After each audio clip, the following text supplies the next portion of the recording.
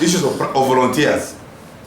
We have got volunteers here, about 50 of them. These are laboratory people, technicians, the nurses, the midwives, the clinical officers.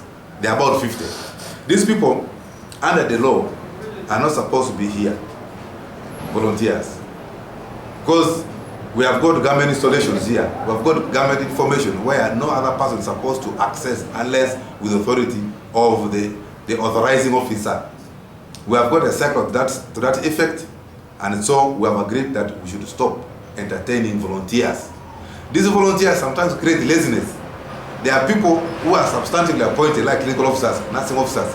They are supposed to be on duty, but because we have got volunteers, so sometimes they leave these duties to the volunteers, and then for them to go for weekend studies, some 2 weeks out of station, creating laziness and creating gaps in service delivery.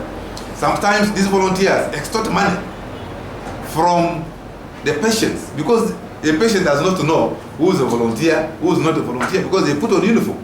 So sometimes they extort money from the patient. So we are saying we need these volunteers to exit and allow our established staffs to operate normally.